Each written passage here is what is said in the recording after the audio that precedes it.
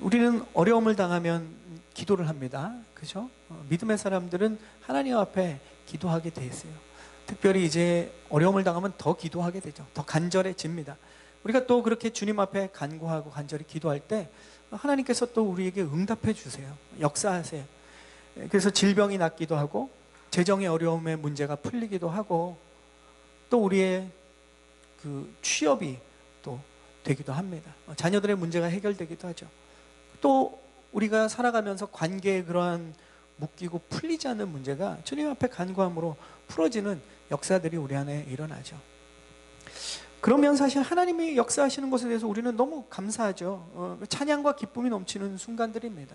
그럴 땐 마치 내가 이 신앙생활 하는 것이 정말 신이 나죠. 이 맛에 말이 그렇지만 내가 이 기쁨에 하나님 앞에 기도하고 간구하고 또 하나님의 일하심을 내가 내 삶에서 실제적으로 직접적으로 1차원적으로 내가 경험할 수 있다. 굉장히 좋은 일입니다. 그런데 저도 그렇고 여러분들도 경험하게 되지만 어떤 경우에는 우리가 아무리 기도해도 응답이 안 될 때가 있어요. 그 문제가 해결이 안 될 때가 있습니다. 심지어는 더 간구하고 기도하며 나가는데 그 문제가 더 심각해질 때가 있습니다. 그럴 때 우리가 정말 어려움을 겪죠. 그 문제가 해결되지 않아서도 어렵지만 이 문제에 대해서 하나님께서 그 문제에 대해서 응답하지 않는 것, 그 부분 때문에 마음의 어려움을 더 겪을 때도 있습니다. 그때 하나님으로부터 느끼는 거절감, 또 하나님은 내 문제에 관심이 없는가, 이러한 복잡한 생각들이 있어요. 그렇게 되면 우리는 하나님을 향한 믿음이 흔들릴 수도 있습니다. 하나님을 향한 원망이 생기기도 하죠. 또 우리의 마음이 그 문제와 어려움 때문에 무너지기도 하지만 하나님의 이러한 반응 때문에 더 무너질 때도 있습니다. 하나님은 과연 이 상황에서 어디에 계신가? 하나님께서는 나의 기도를 듣고 계시는가? 이런 반복되는 질문과 또 우리 안에 찾아드는 의심이 우리를 더 어렵게 만든다는 거예요. 오늘 말씀은 사도 바울도 상황은 그런 상황에 놓였어요. 그런 상황에 놓인 사도 바울의 고백을 우리가 보게 되는데 그 속에서 그는 의심과 원망의 고백이 아니라 아주 놀라운 하나님이 주시는 더 큰 걸 발견했습니다. 정말로 진리 중에 진리를 발견합니다. 그리고 오늘 말씀을 통해서 우리에게 그런 상황에 놓인 우리에게 또는 그런 상황을 경험했던 우리에게 하나님은 우리가 무엇을 깨달아야 하고 무엇을 발견해야 되고 무엇을 얻어야 되는지를 오늘 말씀을 통해서 주님은 이야기하십니다. 우리가 읽은 말씀 중에 8절을 다시 한번 읽어보겠습니다. 우리 8절 말씀을 읽어볼까요? 8절 말씀 시작. 나는 이것이 내게서 떠나도록 주께 3번이나 간구했습니다. 자, 여기 이것은 바로 앞에 나오는데 사도 바울이 겪었던 육체의 가시, 이걸 말해요. 이것이라는 것. 그러니까 바울은 육체의 가시가 있었어요. 원래부터 있었던 것이 하나님이 그 사도 바울에게 육체의 가시를 허락하셨다는 거예요. 그게 사도 바울의 고백입니다. 이것이 일종의 육신의 질병이겠죠. 육체의 가시가 정확히 무엇인지 성경에서 사도 바울은 밝히지 않습니다. 근데 어쨌든 이 문제가, 이 질병이 그가 복음을 지금 열심히 하나님을 위해 헌신하고 하나님의 뜻을 따라 사는 데 있어서 이게 장애가 됐다는 것은 그의 고백을 통해서 우리가 알 수 있어요. 그래서 사도 바울은 하나님 앞에 이 육체의 가시를 제거해 달라고 강력하게 간절하게 기도를 합니다. 3번이나 간절하게 기도했다. 사도 바울은 오늘 말씀 앞부분에 그 얘기를 하고 있어요. 그 앞부분에 간증에 따르면 그는 어떤 경험을 했냐, 그 상황 속에서 그는 3번째 하늘, 도대체 그 3번째 하늘이 우리는 뭔지 몰라요. 성경에 한 번밖에 안 나오니까. 어쨌든 사도 바울은 이것에 대해서 자세히 얘기하지 않습니다. 왜냐하면 이것은 특별한 하나님의 은혜를 받은 사람만이 경험하는 것이기 때문에 자세히 얘기하지 않지만 그는 하나님의 임재 앞에 그 3번째 하늘까지 갔다 왔다는 거예요. 하나님이 그렇게 자신에게 이런 은혜를 주고 이런 특별한 은혜를 경험하게 체험하게 한 사람인데 그가 지금 육신의 질병, 육신의 가시를 가지고 기도하는데 하나님이 응답을 안 하는 거예요. 그리고 사도행전에 보면 사도 바울은 어떤 사람이었습니까? 그는 텐트 메이커였죠. 천막을 지었어요.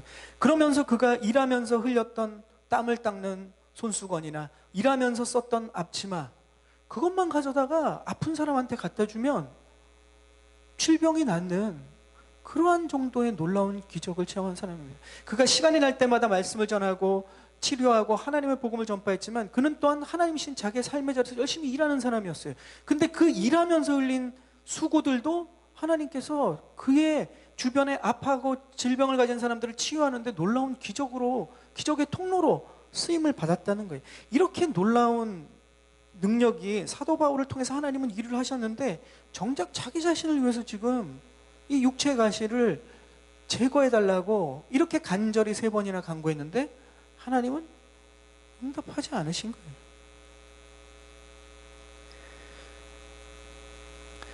자신이 편하게 살기 위해서 간구한 것도 아니지 않습니까? 복음을 전하기 위해서 그가 하나님의 일을 열심히 하기 위해서 병이 나아야 했을 텐데도 하나님이 그의 병을 낫게 해주지 않는 거예요. 하나님을 위해서 좋은 간구 같은데도 왜 하나님은 응답하지 않는 것일까? 그런데 오늘 말씀에서 우리가 놀라운 것은 이 경험을 통해서 사도 바울은 이렇게 고백합니다. 내가 이 질병이 낫는 것보다 더 놀라운 진리와 하나님의 능력을 경험했다는 거예요. 더 위대한 것을 사도 바울은 깨닫게 됩니다. 이것은 저와 여러분과 같은 믿음의 삶을 살아가는 신앙생활을 하는 사람들에게서 우리의 삶에서 정말로 중요한 말씀이에요. 왜냐하면 저와 여러분이 그런 경험을 하잖아요. 우리가 하나님 앞에 간절히 기도할 때 그 간구가 그대로 내가 원하는 대로 응답이 될 때도 있지만 안 될 때도 많다는 거예요. 그럴 때 우리는 의심해야 됩니까? 그럴 때 하나님이 우리의 삶에 안 계시다고 고백해야 됩니까? 그렇지 않다는 거예요. 그런 상황 속에서 우리에게 주시는 하나님의 놀라운 진리와 하나님의 일하심은 오늘 말씀을 통해서 우리가 발견할 수 있기 때문에 오늘 본문이 중요한 거예요. 그럴 때 정말 내가 기도가 부족해서, 내가 믿음이 부족해서 하나님의 간구가 응답되지 않는가, 이런 결론이 나온다고 우리가 쉽게 결론을 내면 진짜 위험해요. 그리고 우리 주변에 어떤 사람이 간절히 기도하고 있는데 그 기도대로 응답이 안 돼, 문제가 해결이 안 돼, 그렇다고 해서 우리가 쉽게 더 기도해야 돼, 이렇게 이야기할 수 없다는 거예요. 내 삶에도 마찬가지고 다른 사람의 삶에서도 마찬가지예요. 왜냐? 오늘 말씀이 분명히 그것을 이야기해 주고 있거든요. 정말로 내 기도, 내 믿음이 부족해서의 때문일까? 그럴 때도 있지만 아닐 때가 있는 거예요. 오늘과 같이 사도 바울이 육체의 가시를 빼달라는 이 3번의 간절한 기도가 정말 그가 믿음이 부족해서 하나님이 일을 안 하셨습니까? 그럼 어느 때보다 지금 믿음이, 하나님이 주시는 이 믿음 안에 충만한 상황이에요. 근데 하나님은 응답을 안 하신다는 거예요. 오늘 말씀에는 그 이유, 왜 하나님은 이렇게 반응하시는가, 아주 중요한 이유를 말씀해 주십니다. 우리 9절 말씀을 읽어볼까요? 오늘 말씀 중에 9절 말씀을 함께 읽겠습니다. 시작. 그러나 그분은 내게 말씀하셨습니다. 내 은혜가 내게 족하다. 왜냐하면 내 능력이 약한 데서 온전해지기 때문이다. 그러므로 나는 내 약한 것들에 대해 크게 기뻐하며 자랑할 것입니다. 이는 그리스도의 능력이 내게 머물게 하기 위함입니다. 놀라운 말씀이죠. 하나님께서는 지금 사도 바울이 기도한 대로 응답해 주시는 대신에 병을 낫게 해주는 게 아니라 이 말씀을 주시는 거예요. 사도 바울에게 직접. 뭐라고 지금 말씀하십니까? 하나님의 은혜가 사도 바울의 이 연약한 육신, 치유되지 않는 이 질병, 응답하지 않는 하나님의 그 간구대로 응답하지 않는 것이 은혜가 충분하다는 거예요. 그거면 충분하다는 거예요. 우리는 충분하지 않은데 하나님은 그게 충분하다는 거예요. 우리를 이해하지 못해서 그런 것입니까? 그거보다 더 놀라운 것이 있기 때문에 이게 더 좋다라는 거예요. 왜냐하면 하나님의 능력이 어디서 나오냐? 사도 바울의 이 연약함에서 하나님의 은혜가 나온다는 거예요. 이 질병이 치료받아서 그가 하나님의 더 큰 일, 하나님의 더 인도하심을 쫓아갈 수 있는 것이 아니라 이 연약함, 육신의 질병이 치유되지 않는 이 상황에서 오히려 더 그의 약함을 통해서 하나님이 일하신다는 거예요. 오히려 이 약함이 온전하다는 거예요. 말도 안 되는 얘기죠. 세상 사람들이 보면 어떻게 약함이 온전하니까, 그 약함에서 하나님이 강함을 주셔야 온전해지는데 하나님은 아니라는 거예요.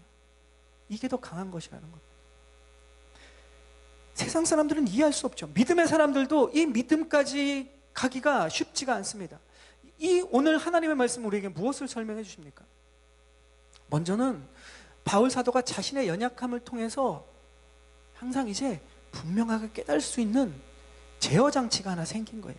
그게 바로 육체에 가신 거예요. 이게 사도 바울을 사도 바울답게, 이게 그리스도인을 그리스도인답게, 하나님의 자녀를 하나님의 자녀답게 제어해 줄 수 있는 브레이크가 된다는 거예요. 사도 바울이 사역할 때마다 일어나는 그 놀라운 결과들은 자기 능력이 아니라는 거예요. 하나님이 하시는 일이라는 거예요. 그것을 인정할 수밖에 없는 장치가 바로 이 육체에 가신 거예요. 사도 바울은 정말로 전무후무한 정말로 놀라운 사도의 일을 감당했어요. 그가 가는 곳마다 하나님이 놀라운 일들을 행하셨어요. 그가 얼마나 이 일들을 보면서 착각에 빠지기 쉽겠습니까? 하나님이 나를 통해 일하시구나, 이렇게 가면서 내가 하나님의 능력이 있구나, 이렇게 착각할 위험이 가장 큰 사람이었어요. 그것에 브레이크를 걸어주는, 그것을 제어하는 것이 뭐냐? 바로 하나님은 이 육체에 가시라는 거예요.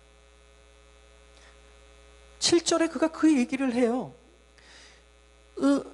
자신의 능력이 아니라 하나님의 능력으로 모든 일이 일어나는 것을 인정할 수밖에 없는 것이 바로 이 육체의 가시였다는 거죠. 오늘 말씀에 7절에 이 육체의 가시가 왜 생겼는지를 본인이 고백합니다. 이 육체의 가시가 왜 생겼느냐? 하나님이 나에게 주신 그 계시들, 하나님의 말씀과 나를 통해 일하시는 일들이 너무 커서 그것 때문에 내가 교만해지지 않도록 하나님께서는 나에게 육체의 가시를 주셨다. 나를 쳐서 교만하지 않게 하기 위한 하나님의 장치라는 거예요. 하나님께서는 때로는 우리를 위해서 이러한 육체의 가시를 그대로 두실 때가 있습니다. 이것은 우리를 위한 거예요. 우리는 싫지만, 우리는 인정하고 싶지 않지만 하나님은 결과적으로 우리를 선한 길로 인도하시는 분이시죠. 우리를 위한 것입니다. 하나님이 아니면 안 된다는 것을 깨닫게 하기 위한 것이죠. 그리고 겸손히 주님만을 의지할 수밖에 없는 것을 붙잡는 축복이에요.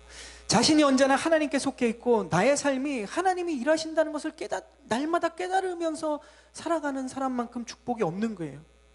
사실은 우리는 그거보다 더 다른 축복을 원하지만 살아보면, 또 믿음으로 살아간 사람들이 보면 이것이 진짜 축복이라는 거예요.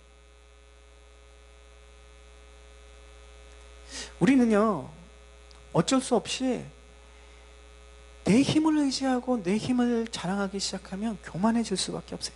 하나님이 나를 통해서 일하시는데도 이것이 내 힘으로 착각하기 시작하면 우리는 자랑하기 시작하고 교만해집니다. 그런데 어떻습니까? 우리가 약해지면 자랑할 게 없어요. 젊은 시절 세상의 기준으로 봤을 때 뭔가 휘어잡고 막 뭔가 다 할 것 같은 사람이 얼마나 자기 자신을 자랑합니까? 그 사람이 근데 힘도 잃고 건강도 잃고 재물도 잃고 그 세상의 권력도 다 잃어버리면 얼마나 초라해 보입니까? 자기 자신 스스로 그렇게 나약해져요. 자랑할 것이 없어집니다. 그럼 그런 사람한테는 교만이 자리 잡을 수가 없어요. 왜냐하면 내가 가진 것이 아무것도 없기 때문에 그래요. 내가 약해지면 나를 자랑할 것이 없다는 거예요. 우리는 세상에서 내가 힘을 가져야 되고 힘을 내야 무언가 이루어진다고 생각하고 있어요. 그리고 그렇게 살아갑니다. 세상에서 그렇게 우리는 살아왔어요. 그런데 믿음에 있어서는 오늘 뭘 얘기합니까? 우리가 힘을 빼야 된다는 거예요. 우리의 힘을 빼야 진정한 하나님의 역사를 체험할 수 있다는 거예요. 여기서 수영 잘하시는 분도 있고 못하시는 분도 있겠지만 수영 못하는 분들이 어떻습니까? 특징이 물에 안 떠요. 그죠? 물이 겁나요. 자꾸 물에서 아무리 연습해도 가라앉는 분, 수영이 안 되는 분이죠. 왜 그분은 물에 가라앉습니까? 그러면 수영하시는 분들이 뭐라고 조언해 줍니까? 힘을 빼. 자꾸 그래요. 힘을 빼면 물 위에 뜨는데 수영 못하는 사람 어떻습니까? 힘 빼면 가라앉을 것 같거든요. 더 힘을 줘요. 그러니까 점점 가라앉죠. 똑같은 원리입니다. 다른 운동들도 마찬가지죠. 운동을 잘하거나 우리가 익숙해지면 힘이 빠지기 시작해요. 힘으로 하는 게 운동이 아니거든요. 힘이 들어가면 나도 다치고 남도 다쳐요. 믿음에 있어서도 하나님 앞에서도 우리는 똑같아요. 힘을 빼야 돼요. 자꾸 우리가 우리의 힘을 주면서 하나님 앞에 나아가니까 이 아구가 안 맞는 거예요. 하나님과 내가 엇박이 나는 거예요. 내가 어떤 것을 할 수 있도록, 그래서 하나님 앞에 내 힘이 커지게 해주십시오. 주님, 나에게 힘을 더 주세요. 내가 더 하나님이 주시는 힘으로 내가 힘이 더 커져야 내가 하나님 앞에 또 세상 앞에 뭔가를 해낼 수 있습니다. 이런 기도는 어린아이의 기도인 거예요. 성경에서는 그렇게 시작할지 모르지만 믿음이 성숙되어져 가면서 뭘 원하느냐? 이제 네 힘을 빼라는 거예요.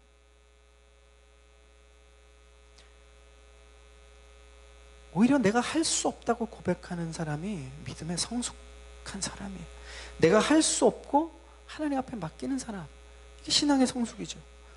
오히려 하나님께서 나에게 힘을 주셔서 나를 강하게 하는 것이 아니라 하나님께서 나의 약함을 사용하셔서 하나님의 일을 이루실 것을 믿는 믿음, 그것으로 하나님 앞에 내 이것을 맡기는 거예요. 물에 내 힘을 빼고 물에 맡기듯이 내가 힘을 빼고 하나님께 맡겨야 되는 거예요.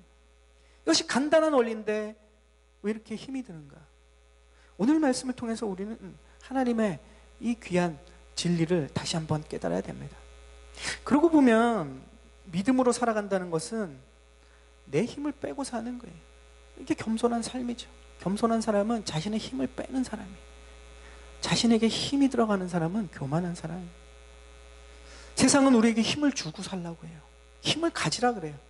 그리고 우리의 강함을 보여줘야 된다 그래요. 우리의 약점을 들키지 마라. 거짓말하고 숨기죠. 강점을 자꾸 드러내요. 없는 강함도 보여주라 그래요. 이게 세상입니다. 그러나 성경은 무엇을 얘기합니까? 우리는 우리의 힘을 빼라고 얘기해요. 그리고 우리의 약함을 드러내라 그래요. 오늘 9절에는 사도 바울이 뭐라고 그럽니까? 심지어 이렇게까지 얘기해요. 우리의 약한 것들에 대해서 크게 기뻐하라 그래요. 우리의 약함을 자랑하라 그래요. 세상에서는 이거 바보 같은 짓입니다. 근데 성경은 사도 바울을 통해서 하나님은 우리에게 뭘 얘기하십니까? 우리의 약함을 기뻐하라. 우리의 약함을 자랑하라. 어떻게 이것이 가능합니까? 그 결과로 일어나는 일이 있기 때문에 그래요. 우리가 그렇게 믿음으로 나아가면 우리의 약함을 자랑하고 기뻐하면 우리의 약함이 드러나는 것이 아니라 우리 안에 하나님이 드러난다는 거예요. 우리의 약함 때문에 세상에 짓밟히고 사람들한테 조롱당하는 것이 아니라 우리의 약함을 고백했을 때 약한 우리를 통해서 하나님이 드러난다는 거예요. 그것이 얼마나 놀라운 것입니까? 믿음이 성숙한 사람은 이 길을 가는 거예요. 이 방법을 적용하는 거예요. 지난주에 부에나팍에서 계속 몇 주간 광고를 드렸죠. 이 CGV에서 교회 오빠 영화를 했는데 지난주 목요일이 마지막이었어요. 그래서 막 이렇게 광고를 드렸는데 권사님들과 몇 분과 이제 갔습니다. 영화가 근데 보고 이제 강일아 목사님 이제 CGN 미주 CGN 담당이시잖아요. 그래서 영화 봤다 권사님들이랑 근데 너무 은혜가 있었어요. 했더니 거기에 답글에 뭐 이렇게 좋은 얘기하고 마지막에 뭐라고 했냐면 근데 멀리서 가셔서 보셨는데 영화가 너무 반응이 좋아가지고 부에나팍에서 연장 상영을 하고 한인타운의 CGV에서도 이제 상영을 시작한다는 거예요. 좀 일찍 얘기했으면 가까운 데 가서 봤을 텐데, 네. 근데 그게 지난주 금요일인가 결정이 났나 봐요. 그러니까 반응이 좋아서 믿음의 사람들이 보니까 진짜라는 거예요. 내용을 다 말씀드릴 수는 없죠. 여러분 꼭 보십시오. 한인타운 이제 가까운 데서 또 하니까 8월 22일까지 상영한다고 합니다. 꼭 보십시오. 내용을 다 말씀드릴 수 없지만 그 영화에 나오는 이 교회 오빠 주인공인 고 이관희 집사님이 계세요. 고백 중에 영화 제목이 왜 교회 오빠인지를 얘기하는 부분이 굉장히 뒷부분에 나왔어요. 그러니까 이 크리스찬이 아닌 분들이 이 다큐를 찍었기 때문에 굉장히 구성과 편집이 너무 잘했어요. 은혜로만 가는 게 아니라 진짜 다큐와 영화적인 그런 장치들로 미장센으로 진짜 제대로 갔어요. 꼭 강추 영화입니다. 이거 허구가 아니고 실제예요. 실제 영화, 실제 다큐 영화입니다. 집사님이 뒷부분에 아내에게 이렇게 이야기해요. 이제 다 멍들어서 이제 곧 죽어 가시면서 내가 옛날에는 잘 나가는 교회 오빠였다고, 인기 엄청 많았다고, 교회에서 따라다니는 자매도 엄청 많았다고. 그런데 지금 생각해 보니까 그게 교만이었다 이렇게 얘기합니다. 그러니까 사람들이 생각하는 교회 오빠, 심지어는 교회를 다니는 사람들도 교회 오빠가 뭐냐 하면 세상적인 기준에서 교회 오빠인 거예요. 그러니까 이 영화에서 사실 영화 제목이 말하는 교회 오빠는 그 얘기가 아니죠. 말씀이 이야기하는 진짜 교회 오빠가 누구냐라는 것을 반어적으로 지금 보여주는 제목입니다. 그러니까 우리가 생각하는 결국 세상적인 기준인 교회 오빠는 모든 사람이 원하죠. 잘생기고 친절하고 세상 스펙도 좋고 교회에서 뭐 모든 달란트가 있어서 막 하는 그런 스펙이 좋은 청년이겠죠. 그런데 이 영화가 이야기하는 교회 오빠는 뭐냐? 세상의 모든 건강도 다 잃어버렸어요. 직장도 없어요.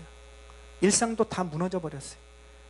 아픈 아내와 이제 태어난 지 얼마 안 되는 그 어린 자녀도 책임질 수 없는, 한 살 더, 얘 생일 한 살 더 살고 싶어 하는 그런 모든, 세상적으로 볼 때는 모든 것을 잃어버린, 그런데 그 영화를 보면 그럼에도 불구하고 더 중요한 것을 보여주는 거예요. 진실한 믿음을 전해주는 사람. 이게 진짜 교회 오빠라는 거예요. 그가 세상적으로 볼 때는 모든 약함 그 자체를 보여줍니다. 세상에서 가장 약한 사람. 그러나 그때가 가장 강하다는 걸 보여줘요. 그 영화를 보고 저 불쌍한 사람, 인생에서 실패한 사람 이렇게 느끼는 사람이 아무도 없어요. 어떻게 저 가장 약함을 통해서 이렇게 강한 메시지와 진짜 믿음의 본질을 보여줄 수 있는가. 그래서 이 영화가 한국말로는 제목이 교회 오빠인데 밑에 영어 제목이 딱 나요. 영어로 제목이 이 영화의 제목이 뭐냐면 A Job Who is Near Us. 우리 곁에 있는 한 사람의 욥이라는 거예요. 이게 교회 오빠라는 거예요.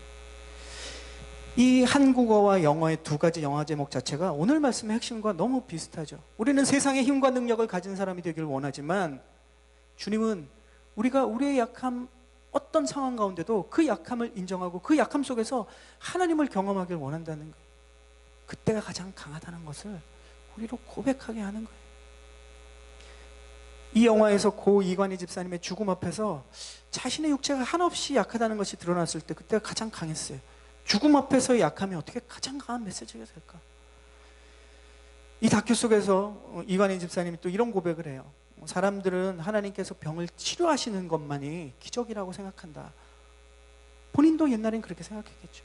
그러나 이 약함 가운데 나가면서 오히려 병 가운데 오늘 하루도 생명을 이렇게 지탱해 주시고 살게 해 주시는 하나님, 이거 자체가 더 큰 자신에게 기적이라는 걸 고백하면, 그 고백은 육신의 약함에서만 나올 수 있는 고백이에요. 그죠? 그러나 가장 강한 믿음의 고백 아니겠습니까? 나의 약함을 고백할 때, 나의 약함이 드러날 때 하나님은 일하시는 거예요. 세상에서 우리가 원하는 건 아니지만 그러나 내가 약할 그때가 곧 강함이 되는 거예요. 마지막 10절 말씀에 그 이야기가 나옵니다. 우리 10절 말씀을 읽어보겠습니다. 우리 10절 말씀 시작. 그러므로 나는 그리스도를 위해 약한 것들과 모욕과 궁핍과 핍박과 공경 가운데 있으면서도 기뻐합니다. 왜냐하면 내가 약할 그때 곧 강하기 때문입니다. 우리가 오래전에 부르던 돈 모엔의 아주 유명한 찬양이 있어요. Give Thanks라는 곡 아시죠? 한국어로 이렇게 후렴에 부릅니다. 내가 약할 때 강함 주고. 물론 그 가사도 되게 은혜롭죠. 근데 번역이 잘못됐어요. 영어 가사는, 원래 가사는 이렇게 되어 있습니다. And now, 제가 영어로 불러볼까요? And now let the weak say I am strong. 이게 원 가사예요. 뭡니까? 약한 자들이 이야기하는 거예요. 병든 자들이 얘기하는 거예요. 가장 어려움을 겪고 있는 고난받는 자들이 이렇게 얘기합니다. 나는 지금 강하다. 이게 오늘 본문과 정확히 일치하는 메시지입니다. 오늘 10절 말씀처럼 내가 약할 그때가 곧 강하다. 이렇게 말할 수 있어요. 자, 생각해 보십시오. 나의 강함이 오히려 하나님의 일을 막을 때가 얼마나 많습니까? 나의 자랑이 하나님의 영광을 가릴 때가 얼마나 많습니까? 나의 강함으로 일하면 오히려 일이 더 꼬일 때가 많아요. 일이 잘 풀려도 결국 하나님의 영광을 드러내는 게 아니라 내 영광을 드러내고 끝날 때가 많다라는 거죠. 그럼 우리는 교만해질 수밖에 없어요. 그러나 반대로 우리의 약함에도 불구하고 나의 약함을 통해서 하나님이 일하실 때 그 속에서 진짜 하나님이 드러나잖아요. 그러면 우린 겸손할 수 있어요. 내가 한 게 아니구나. 진짜 하나님이 하셨구나. 내 힘으로는 완전히 불가능한 일이었는데 하나님이 하셨구나. 결국 우리는 이 진리를 깨닫게 됩니다. 이것이 진짜 믿음이에요. 이것이 성숙한 믿음인 겁니다. 그리고 이렇게 고백할 수 있죠. 오늘 사도 바울의 고백처럼 나는 약하지만 나의 약함이 곧 강합니다. 약한 나를 통해 일하시는 하나님을 찬양합니다. 성경 안에도 수많은 이러한 사건들이 일어나죠. 특별히 역대하 20장에 보면 여호사밧이라는 유다의 왕이 나와요. 그 왕은 되게 하나님을 신뢰했던 사람입니다. 그런데 그 왕에게 다른 막 진짜 악한 왕들보다 더 어려운 상황이 일어나요. 그 유다 옆에 이 모압과 암몬 자손들이 갑자기 단합을 합니다. 그리고 엄청난 군대를 이뤄요. 그리고 이 유다를 무너뜨리려고 침략을 합니다. 근데 그 모이는 시간과 침략하는 시간이 너무 빨랐어요. 유다에서는 백성들의 군사를 모을 사람도 없는 거예요. 하나님을 위해서 내가 열심히 그래도 백성들을 가르치고 하나님을 예배했던 왕입니다. 여호사밧이. 근데 지금 상황은 아무것도 할 수 없는 거예요. 이 문제를 해결할 만한 유다의 힘은 없었어요. 그래서 그가 할 수 있는 것은 하나밖에 없었습니다. 하나님 앞에 기도하기 시작했어요. 하나님이 어떤 역사를 행하시느냐? 갑자기 유다의 사람들이 막 모여서 엄청난 군사를 이루느냐? 갑자기 없었어요. 갑자기 옆에 나라들이 와가지고 막 하나님이 말씀하셨다 그러고 유다를 도와주느냐? 그런 일도 안 일어났어요. 그 안에 하나님이 주는 강한 어떤 외적 요소는 하나도 없었어요. 하나님이 딸랑 말씀 주셨어요. 자, 이 전쟁은 너희의 전쟁이 아니다. 나의 전쟁이다. 너희는 보라. 이 여호사밧은 그래서 하나님께 의지하는 방법밖에 없었어요. 자신의 약함, 유다의 약함을 고백하는 수밖에 없었어요. 그리고 그 반응이 어떤 것이었느냐? 군대를 더 늘리는 게 아니라 군대는 어차피 몇 명 없었어요. 앞에 찬양대를 구성해서 하나님을 찬양하면서 나아가기 시작했습니다. 이거 망하겠다는 거죠. 세상 사람들이 보면 웃기지도 않는 일이죠. 근데 하나님은 어떻게 일하시느냐? 말도 안 되는 이 전쟁 속에서 그 모압과 암몬 자손들이 자기들끼리 브라가 그 지역에서 자기들끼리 살고 완전히 망해버렸어요. 전무후무한 대승을 이루었어요. 이게 하나님이 하시는 일이에요. 결국 이 사건은 무엇을 알려줍니까? 유다가 약할 그때 곧 강하다는 것을 보여주는 거예요. 약함 그 자체를 사용하셔서 하나님의 승리가 일어났으니까 유다의 약함 자체가 곧 강함인 거예요. 오늘 말씀에서도 사도 바울이 경험한 것도 마찬가지예요. 자신이 육체의 가시로 하나님의 일을 이룰 수 없을 것 같아서 그는 열심히 기도하고 간구했지만 하나님께서는 그것으로 충분하다고 말씀하시는 거예요. 오히려 그 약함을 가지고 하나님이 계획하시는 일들을 사도 바울은 더 경험하기 시작했습니다. 육체의 가시가 없었다면 할 수 있었던 일보다 하나님은 하나님의 일을 더 하실 수 있었다는 것을 그가 경험해요. 모욕과 궁핍과 핍박과 공경 가운데도 오히려 그가 기뻐할 수 있었던 이유. 왜냐하면 오늘 고백처럼 내가 약할 그때가 곧 강하기 때문이라는 것을 그는 삶을 통해서 경험했다는 거예요. 오늘 사도 바울이 경험하고 또 우리에게 하나님이 이 말씀을 통해서 알려주시는 것이 바로 그겁니다. 저와 여러분의 약함을 통해서 하나님은 더 놀라운 일을 하실 수 있어요. 여러분 믿으세요? 우리는 자꾸 하나님 앞에 강해지고자 해요. 강함을 달라고 기도해요. 근데 하나님은 오늘 말씀을 통해서 무엇을 얘기하시느냐? 우리의 약함을 인정하라는 거예요.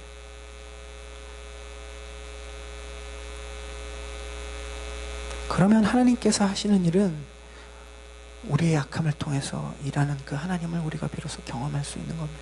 그리고 우리는 오늘 이 사도 바울의 고백이 우리의 고백이 되는 거죠. 우리는 약할 그때에 곧 강합니다. 말씀을 정리해 보겠습니다. 우리가 문제가 생기면 우리는 먼저는 원하는 기도를 해야죠. 문제가 생기면 그 문제를 해결해 달라고 하나님 앞에 간구해야죠. 사도 바울도 3번이나 열심히 기도했어요. 왜냐? 하나님의 계획이 어떤지 우리가 처음에는 알 수가 없어요. 그러니까 먼저는 우리가 원하는 것들을 기도해야죠. 무조건 그것에 대해서 손 놓고 있으면 안 돼요. 하나님 앞에 기도해야죠. 기도하지 않으면 그 후에 일어나는 일들이 하나님의 계획인지 아니면 그냥 흐름대로 흘러가는 자연현상인지 우리가 알 수가 없어요. 기도해야 기도 후에 일어나는 일들이 하나님이 하시는 일인지를 우리가 분명히 확신할 수 있기 때문에 그렇습니다. 그럼 먼저는 기도하면서 그 기도에 대한 하나님의 응답이 무엇인지를 우리가 알아야겠죠. 기도하고 하나님께서 우리의 문제를 해결해 주시면 하나님의 역사임을 우리가 인정하고 찬양하고 기뻐하고 영광을 돌리면 됩니다. 그런데 기도해도 더 열심히 기도해도 아무리 기도해도 그 문제에 대해서 내가 바라는 대로 응답이 일어나지 않을 때는 우리는 어떻게 합니까? 아직 때가 이르지 않을 수도 있어요. 그러나 한편으로 오늘 말씀처럼 오늘 사건처럼 그 문제 가운데 내 간구가 내가 원하는 대로 응답하지 않고 나의 약함 그대로를 그 문제 그대로를 받아들여야 할 때도 있다는 거예요. 그러면 어떤 일이 일어나는가? 그 문제는 내가 원하는 대로 해결되지는 않았지만 오히려 그 문제 가운데도 하나님이 일하시는 놀라운 역사를 체험할 수 있다는 거예요. 우리의 모든 믿음의 사람들의 샘플이 누구입니까? 예수 그리스도시죠. 하나님의 아들이시지만 모든 믿는 자의 대표가 되시고 우리가 닮아야 될 그분 예수 그리스도께서도 동일한 경험들을 하시고 우리에게 보여주세요. 우리가 잘 아는 예수님의 가장 간절한 간구, 예수님의 필요, 예수님의 원함이 무엇이었습니까? 겟세마네 기도를 우리는 기억하지 않습니까? 주님, 하나님, 할 수만 있거든 이 잔을 내게서 거두어 주십시오. 3번이나 간구합니다. 근데 하나님께서는 예수님의 간구대로 응답하지 않으셨잖아요. 우리가 아는 거죠. 응답됐으면 하나님의 일이 이루어지지 않아요. 예수님도 그것을 아셨죠. 간구하시고 예수님은 항상 그 말씀 안에 무엇을 덧붙입니까? 나의 원대로 마옵시고 아버지의 뜻대로 하옵소서. 그리고 십자가의 순종으로 예수님께서는 그 십자가의 죽음으로 길로 가셨습니다. 그러니까 강력한 믿음은 이 십자가의 믿음인 거예요. 성자 하나님의 가장 큰 약함은 무엇입니까? 예수님이 가장 약할 때가 언제였어요? 십자가잖아요.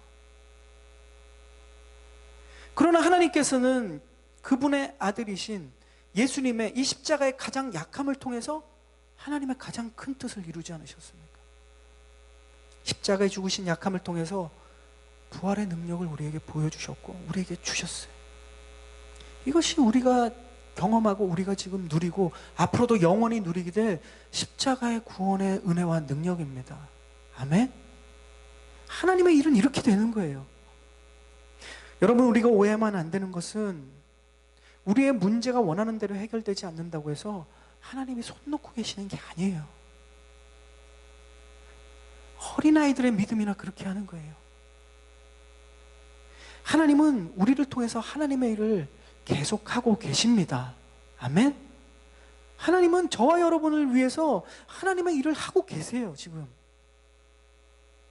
분명한 것은 나의 약함을 하나님께서 그대로 사용하실 수도 있는 거예요. 지금 우리가 그 과정 가운데 있을 수도 있다는 거예요. 내 문제는 그대로 있어도 나를 통해서 하나님이 일하시는 데는 그것이 전혀 문제가 되지 않아요. 오히려 나의 약함을 통해서 하나님께서 일하시는 것을 우리는 발견해야 됩니다. 그래서 사도 바울의 고백이 나의 고백이 되어야 되는 거예요. 우리가 약할 그때 곧 강합니다. 이 고백을 저와 여러분의 삶의 자리에서 체험하고 믿음으로 고백하고 하나님이 일하시는 것을 우리의 삶의 자리에서 하나님이 어떻게 일하시는지를 경험하는 우리 모두가 되기를 주님의 이름으로 축원합니다. 아멘.